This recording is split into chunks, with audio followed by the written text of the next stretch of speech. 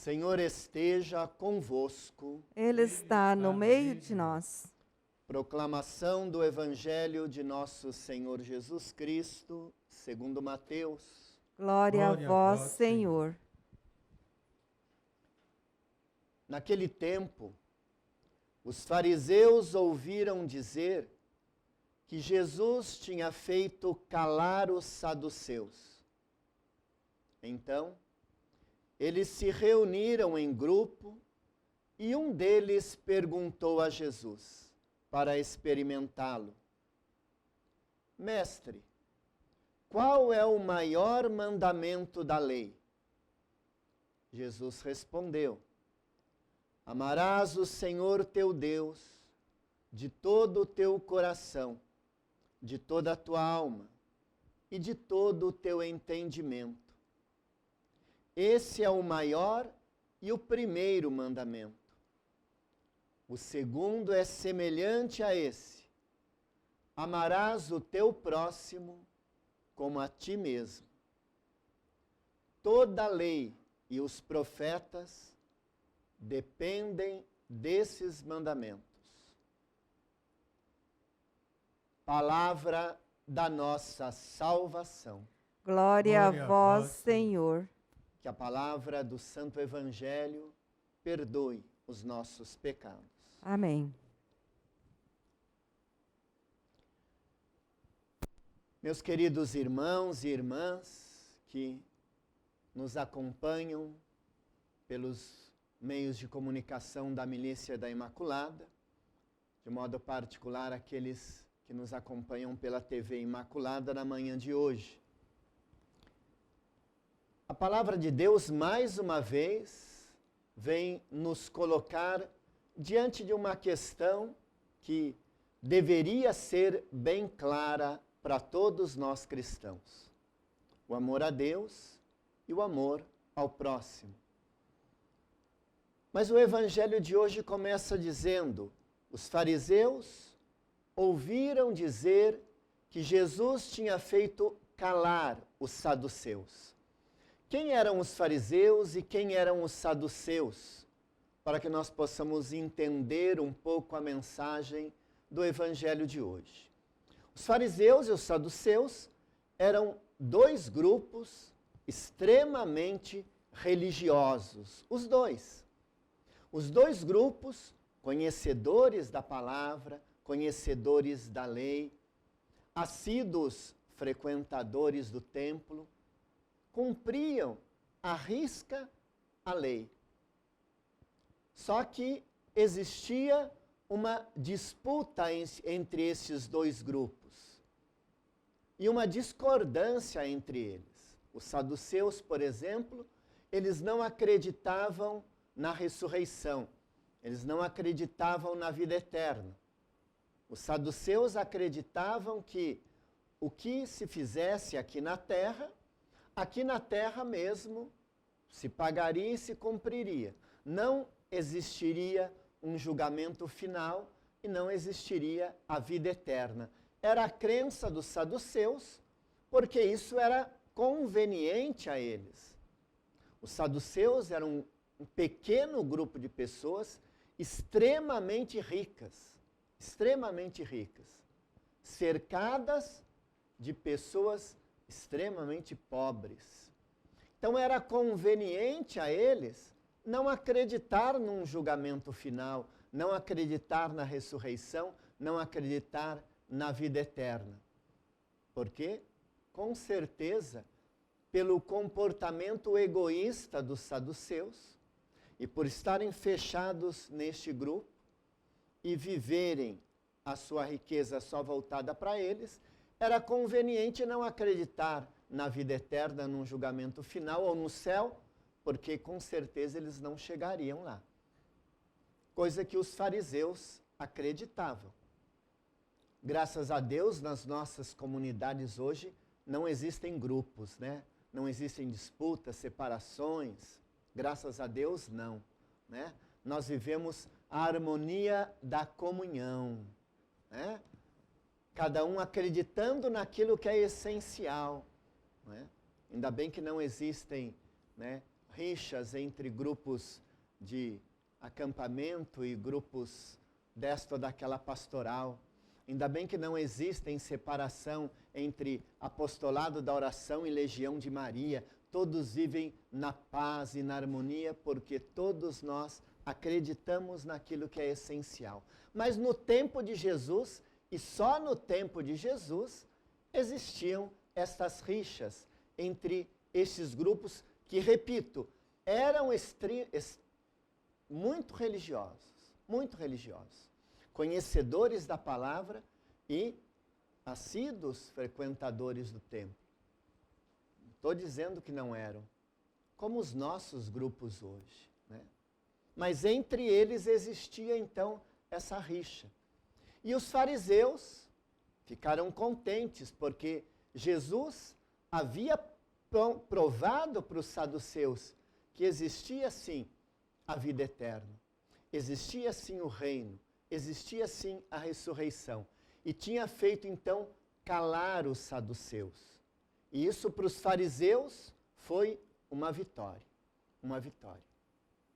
E os fariseus o que pensaram? Se Jesus calou os saduceus, se agora nós conseguirmos calar Jesus, nós seremos o grupo mais poderoso. E vejam o que eles fazem, né?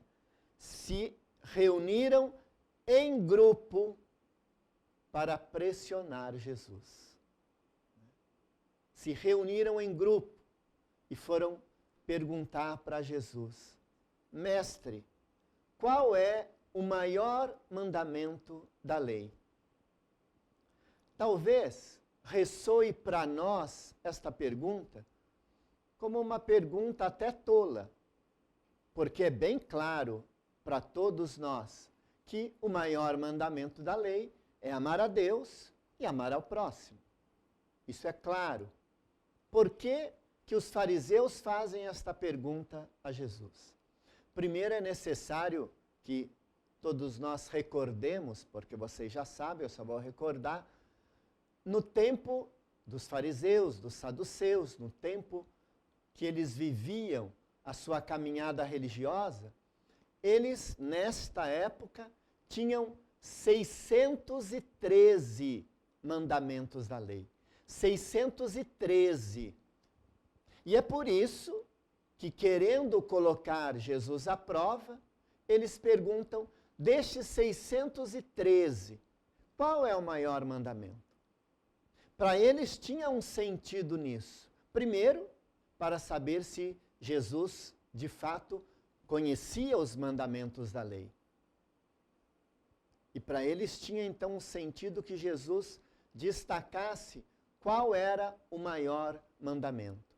Porque se criavam leis e mandamentos segundo a conveniência de cada grupo. Se eu não compreendia este mandamento, esta lei, eu criava outra que fosse mais conveniente para que eu pudesse viver e não tivesse desacordo com a lei. E cada grupo então tinha, né, essas disputas, quem vivia mais a lei e os mandamentos. Então, destes 613, mestre, qual é o maior mandamento da lei? Amarás o Senhor teu Deus de todo o teu coração, de toda a tua alma, de todo o teu entendimento. Este é o primeiro e maior mandamento. O segundo é semelhante a esse. Amarás o teu próximo como a ti mesmo. Toda a lei e todos os profetas dependem destes dois mandamentos. Percebam que Jesus não é nenhum subversivo. Não é contrário às leis e os mandamentos, mas as leis e os mandamentos estão em função daquilo que é essencial. E essencial é amar a Deus e amar ao próximo. Isso é essencial. E se a lei e os mandamentos não me levarem a isso, não tem valor nenhum. É isso que Jesus quis deixar claro. Porque não basta o cumprimento da lei para a nossa salvação. Isso, inclusive, na nossa caminhada religiosa hoje.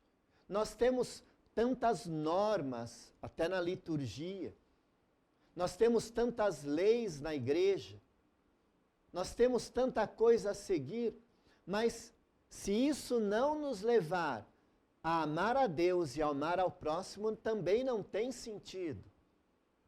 Porque não adianta nós pensarmos como os saduceus e como os fariseus, que, mais uma vez eu repito, cumpriam a lei ao pé da risca. Nós podemos também cumprir toda a lei, como manda a lei da igreja. E tem muitos por aí que cumprem. Cumprem. Tem pessoas de missa diária que pagam fielmente o seu dízimo, mas a grande questão aqui é como isso ajuda a transformar o nosso coração para que nós possamos, de fato, testemunhar o amor a Deus e o amor ao próximo. Porque senão não tem sentido. Senão não tem sentido eu ser, diante da lei, aquela pessoa perfeita, correta, que cumpro tudo ao pé da risca. Mas o meu coração guarda rancor, eu sou uma pessoa avarenta, eu sou uma pessoa cruel, sou uma pessoa vingativa, invejosa, eu crio divisões entre aqueles que comigo caminham. Claro que não existe dessas pessoas dentro das nossas comunidades. Imagine, aquela pessoa que cumpre a lei perfeitamente tem o coração puro, coração perfeito, um coração limpo. Não existem essas pessoas, mas eu quero dizer que não adianta simplesmente cumprir a lei pela lei. Não nos levará a nada. Eu posso cumprir a lei a vida inteira. Se o meu coração não se transformar, se eu não amar a Deus e não amar ao próximo verdadeiramente, com toda a força, com todo o entendimento, com todo o meu coração, eu vou para o inferno. Vou para o inferno. Posso ser a pessoa mais perfeita da comunidade legalmente. A lei está em função da vida, da minha vida e da vida do irmão. A lei deve me levar a esta experiência de construção de amor, seja ela religiosa ou seja ela civil.